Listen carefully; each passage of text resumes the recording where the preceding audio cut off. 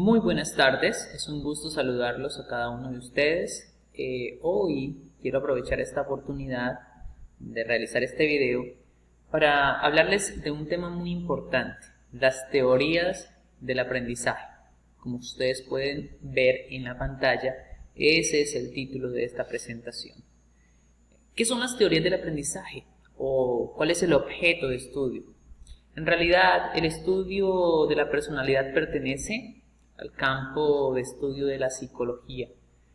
La personalidad se puede explicar de diferentes enfoques. En primer lugar, la que permite buscar la manera de comprender cómo aprende una persona, cómo crea un conocimiento, cómo se desarrollan diferentes patrones mentales dentro del ser humano. Esa es una de las principales motivaciones del estudio del aprendizaje. El ser humano, por ejemplo, aprende a actuar, aprende a sentir, aprende a pensar y crea diferentes patrones, hábitos que desarrollan el carácter y la personalidad individual de cada persona. Diferentes autores han desarrollado estudios profundizados tratando de comprender cómo el hombre aprende, cómo se desarrolla su cerebro a medida que va pasando el tiempo y crea así la individualidad que caracteriza a cada persona. Por ejemplo, quiero hablar principalmente de tres grandes escritores, grandes autores, grandes estudiosos de esta rama, los cuales son los siguientes. El señor Sigmund Freud, como pueden ver la fotografía, el señor Erik Erikson y el señor Lev Vygotsky. Son muy conocidos, sus nombres a veces los nombramos, los citamos en en el área de la educación, porque principalmente estos hombres desarrollaron teorías muy interesantes respecto a la manera como un estudiante, como un ser humano, puede crear el conocimiento. Por ejemplo, estos hombres marcaron la historia en los postulados de las teorías de la personalidad. Como lo decía, el señor Sigmund Freud en el año 1915 creó una teoría interesante que dependía de dos tópicas, la primera tópica y la segunda tópica. La primera tópica hablaba de tres divisiones del conocimiento. La parte consciente, la parte preconsciente y la parte inconsciente.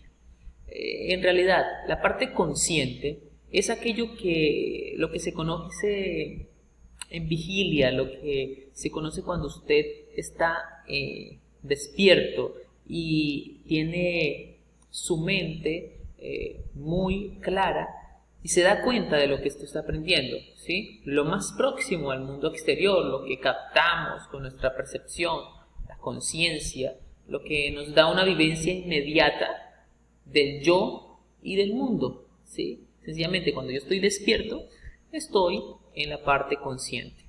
La parte preconsciente es donde podemos decir que se encuentran los contenidos, los pensamientos, la vivencia, las ideas, los afectos, las fantasías, los recuerdos, y con un pequeño esfuerzo pueden estar disponibles para el consciente, ¿sí? Es algo que no se dice, lo que tenemos en nuestra mente y que recordamos en muchos de los aspectos de nuestra vida.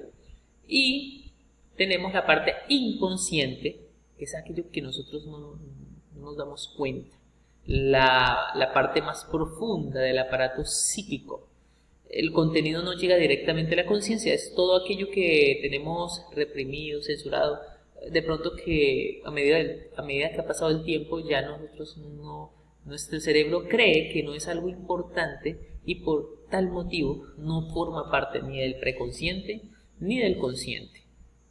La segunda tópica, perdón el error ahí en la diapositiva, pero la segunda tópica nos habla de tres partes que componen la persona: el yo, el super yo y el ello.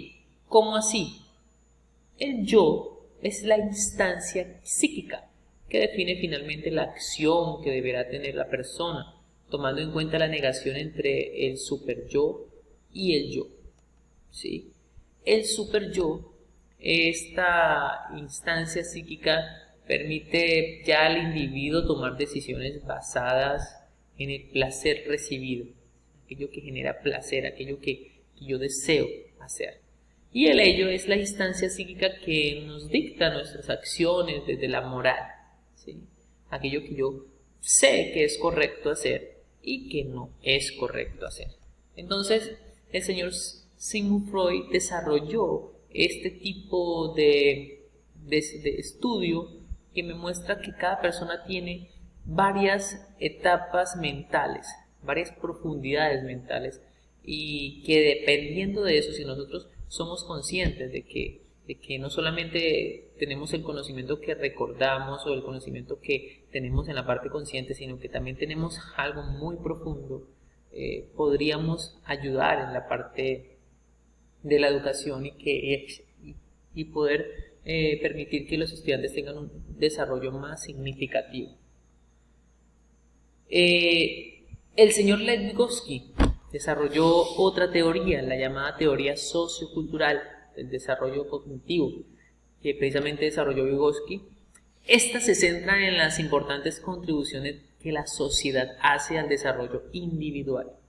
Es decir, yo no aprendo únicamente de mis experiencias, sino que también aprendo de el contexto social que me rodea. Esta teoría enfatiza la interacción entre las personas en desarrollo y la cultura en la que viven. Además, la teoría sociocultural del desarrollo cognitivo de Vygotsky también sugiere que el aprendizaje humano es, en gran medida, un proceso social.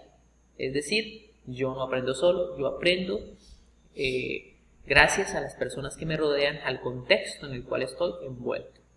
La teoría sociocultural del desarrollo cognitivo de Vygotsky se enfoca no solo en cómo los adultos y los compañeros influyen en el aprendizaje individual, sino también en cómo las creencias y actitudes culturales impactan en el modo de llevar a cabo la instrucción y el aprendizaje.